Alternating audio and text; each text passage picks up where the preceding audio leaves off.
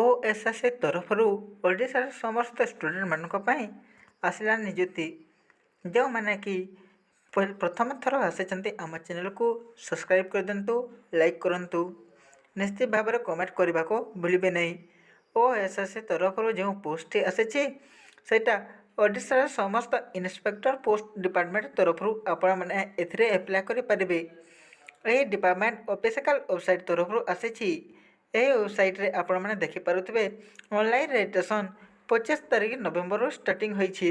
ଆଉ ଆପଣଙ୍କ and date ଆପଣ ନିଶ୍ଚିତ ଭାବରେ 30 ତାରିଖ ଡିସେମ୍ବର ସୁଦ୍ଧା ଆପ୍ଲାଏ କରିପାରିବେ। ଯଦି ଆପ୍ଲାଏ କରିବାକୁ ଚାହୁଁଛନ୍ତି ଭିଡ଼ିଓକୁ ଲାଷ୍ଟ ପର୍ଯ୍ୟନ୍ତ ଦେଖନ୍ତୁ ଆଉ କମେଣ୍ଟ କରିବାକୁ ଭୁଲିବେ ନାହିଁ। ଏଥିରେ ଯେଉଁ ପୋଷ୍ଟ ଆସିଛି ସବ୍ ଇନ୍ସପେକ୍ଟର ଟ୍ରାଫିକ୍ ଆଉ ସବ୍ ଇନ୍ସପେକ୍ଟର ଏକ୍ସାଇଜ୍, ଏହି ଦୁଇଟି ପୋଷ୍ଟରେ ଆପଣଙ୍କୁ ନିଯୁକ୍ତି ମିଳିବ। ଯେଉଁମାନେ କି ଟ୍ରାନ୍ସପୋର୍ଟ କମ୍ୟୁନିକେସନ୍ ତରଫରୁ ନିଯୁକ୍ତି କରିବାକୁ ଚାହୁଁଛନ୍ତି ସେମାନଙ୍କୁ ଓମେନ୍ 4ଟା ଆଉ 21ଟି ପୋଷ୍ଟ ରଖାଯାଇଛି। ଗ୍ରୁପ୍ ବି ନାମରେ ଜଣାଯାଉଛି। ଆଉ ଲେଭେଲ୍ ତରଫରୁ ORSP ତରଫରୁ ପାଇପାରିବେ।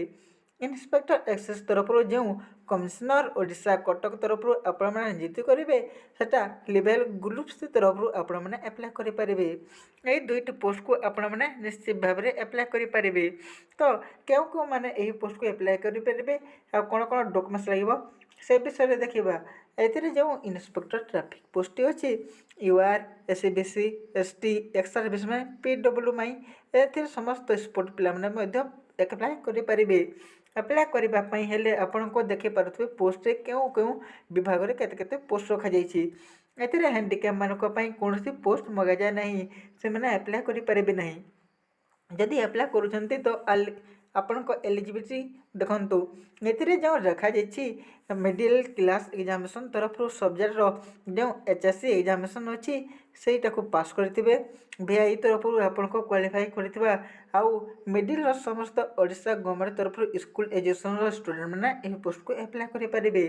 ଆପ୍ଲାଏ କରିବା ପାଇଁ ହେଲେ ଏଥିରେ କିଛି ଗୋଟେ ନିମ୍ନ ଏଜୁକେସନ୍ କ୍ୱାଲିଫାଏ ରଖାଯାଇଛି। ଯେଉଁମାନେ କି ସବ୍ ଇନ୍ସପେକ୍ଟର ଟ୍ରାଫିକ୍ରେ ଆପ୍ଲାଏ କରିବାକୁ ଚାହୁଁଛନ୍ତି ସେମାନେ ଆର୍ଟ୍ସ, ସାଇନ୍ସ, କମର୍ସ ଯେଉଁଟା ବି କରିଥିବେ ୟୁନିଭର୍ସିଟି ତରଫରୁ ଆପଣମାନେ ଆପ୍ଲାଏ କରିପାରିବେ। ୟୁନିଭର୍ସିଟିରେ ସେକ୍ସନ୍ 3 ଅନୁସାରେ ଆପଣଙ୍କ ଗ୍ରେଡ୍ ରଖାଯାଇଛି। ଏହି ପୋଷ୍ଟକୁ ଆପଣମାନେ ଆପ୍ଲାଏ କରିପାରିବେ। ଷ୍ଟେଟ୍ ଲେଭେଲ୍ ତରଫରୁ ଆପଣଙ୍କୁ ଜବ୍ ମିଳିବ। ସବ୍ ଇନ୍ସପେକ୍ଟର ଏକ୍ସାଇଜ୍ରେ ରଖାଯାଇଛି ଆପଣଙ୍କ ୟୁନିଭର୍ସିଟି ସହ ଏଜୁକେସନାଲ୍ କ୍ୱାଲିଫାଇ ଦ୍ୱାରା ଆପଣଙ୍କୁ ପୋଷ୍ଟ ମିଳିବ। ଆପଣଙ୍କ ଏଜୁକେସନ୍ ଇନଷ୍ଟିଚ୍ୟୁଟ୍ ଆଉ ଯେଉଁ ପାର୍ଲାମେଣ୍ଟ ରଖାଯାଇଛି ସେହି ତରଫରୁ ଆପଣଙ୍କୁ ଜବ୍ ମିଳିବ। ଏଥିରେ ଗଭର୍ଣ୍ଣମେଣ୍ଟ ତରଫରୁ ଆସୋସିଏସନ୍ ହେଉଥିବା ସମସ୍ତ ୟୁନିଭର୍ସିଟି ତରଫରୁ ଆପଣଙ୍କୁ ଜବ୍ ପାଇପାରିବେ। ଆପଣଙ୍କ ବୟସ ସୀମା 38 ବର୍ଷ ହେଉଥିବା ଜରୁରୀ। 21 ବର୍ଷରୁ ଯାହାର 38 ବର୍ଷ ଅଛି 2 ତାରିଖ ଜାନୁଆରୀ 1986 ପର୍ଯ୍ୟନ୍ତ ଜନ୍ମ ହୋଇଛନ୍ତି ସେମାନେ ଏହି ପୋଷ୍ଟକୁ ଆପ୍ଲାଏ କରିପାରିବେ। ଆଉ ଏଥିରେ 5 ଇୟର୍ ମଧ୍ୟ SC/BC ମାନଙ୍କ ପାଇଁ ରଖାଯାଇଛି, ST/SC ମାନଙ୍କ ମଧ୍ୟ ରଖାଯାଇଛି। ଯଦି ଅଧିକା ହେଉଛି ତାହେଲେ ମଧ୍ୟ ଆପ୍ଲାଏ କରିପାରିବେ। ଏଥିରେ ଦେଖିପାରୁଥିବେ ଏକ୍ସ ସର୍ଭିସମ୍ୟାନ୍ ଆଉ ଯେତେ ଗୁଡ଼ିଏ ST/SC ପିଲାମାନଙ୍କ ଅଛନ୍ତି ସେମାନେ ଏଥିରେ ଏକ୍ଜାମିନେସନ୍ ପାଟର୍ନ ରଖାଯାଇଛି। ଏଥିରେ ଷ୍ଟେଜ୍ 1 ଆପଣମାନେ ଦେଖିପାରୁଥିବେ ରେଟିଂ ଏକ୍ଜାମିନେସନ୍ କରାଯିବ। ଆପଣଙ୍କୁ CBT କରାଯିବ ନାହିଁ। ଏଥିରେ 150 ମାର୍କର କ୍ୱେଶ୍ଚନ୍ ଆସିବ। 150 ମାର୍କ ଟୋଟାଲ୍ ଏକ୍ଜାମିନେସନ୍ ହେବ। ଏଥିରେ 180 ମିନିଟ୍ର ଏକ୍ଜାମିନେସନ୍ ହେବ। ଆଉ ଆପଣଙ୍କୁ 0.25 ମାର୍କ ନେଗେଟିଭ୍ ରଖାଯାଇଛି। ଯଦି ଆପଣମାନେ 4ଟି କ୍ୱେଶ୍ଚନ୍ ଭୁଲ କରୁଛନ୍ତି ତାହେଲେ 1 ମାର୍କ କଟିଯିବ। ଆପଣଙ୍କୁ ଭଲ ଭାବରେ ପଢ଼ିବାକୁ ପଡ଼ିବ।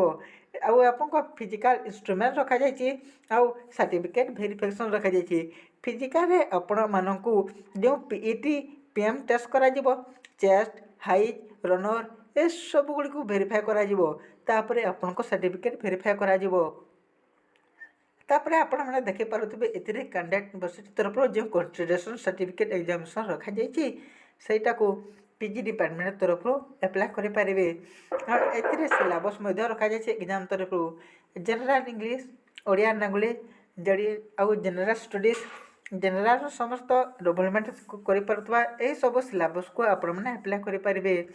ଏହି ଯେଉଁ ଇନ୍ସପେକ୍ଟର ପୋଷ୍ଟଟି ଅଛି ଏହି ପୋଷ୍ଟଟାକୁ ଆପଣମାନେ HSC ଷ୍ଟାଣ୍ଡାର୍ଡ଼ ଆଉ 22 କମ୍ପ୍ୟୁଟର ତରଫରୁ ଆପଣମାନେ କରିପାରିବେ।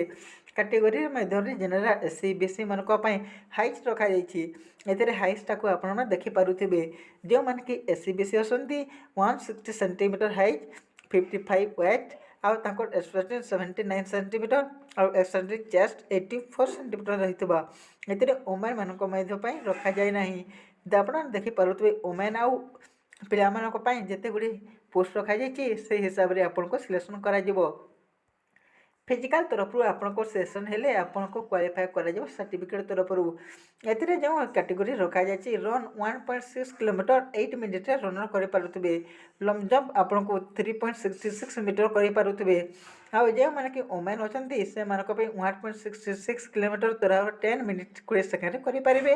ଆଉ ଲଙ୍ଗ୍ ଜମ୍ପ ଆପଣଙ୍କୁ 2.70 ମିଟର କରିପାରୁଥିବେ।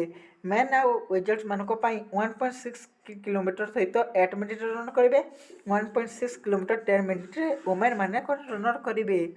ଏଥିରେ ଯେଉଁ ନୋଟିଫିକେସନ୍ ଅଛି ଆପଣମାନେ ଶୀଘ୍ର ଆପ୍ଲାଏ କରିପାରିବେ। ତ ଆପଣଙ୍କୁ ଚିନ୍ତା କରିବାର କିଛି ଅସୁବିଧା ନାହିଁ। ଆପଣଙ୍କୁ ସମସ୍ତ ଡିଟେଲ୍ ମିଳିଯିବ। ଏଥିରେ ଯେଉଁ ଯେଉଁ ସାର୍ଟିଫିକେଟ୍ ରଖାଯାଇଛି ଆପଣ ନିଶ୍ଚିତ ଭାବରେ ଡିସେମ୍ବର ସୁଦ୍ଧା ଏହି ପୋଷ୍ଟକୁ ଆପ୍ଲାଏ କରିଦିଅନ୍ତୁ। ତାହେଲେ ଆପଣମାନେ ବୁଝିଥିବେ ଏହି ପୋଷ୍ଟକୁ। ତ ଶୀଘ୍ର ଆପ୍ଲାଏ କରନ୍ତୁ।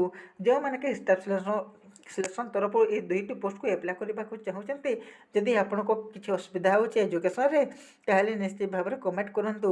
ହେଲେ ଆପଣଙ୍କ ସାର୍ଟିଫିକେଟ୍ରେ କୌଣସି ପ୍ରୋବ୍ଲେମ୍ ନ ହେବା ଜରୁରୀ। ଆପଣମାନେ ଏଥିରେ କେମିତି ସିଲେକ୍ସନ୍ ହୋଇପାରିବେ, ଏକ୍ଜାମ୍ କେମିତି ଦେବେ ସେ ବିଷୟରେ ଜାଣିବାକୁ ହେଲେ କମେଣ୍ଟ କରନ୍ତୁ। ବହୁତ ବହୁତ ଧନ୍ୟବାଦ।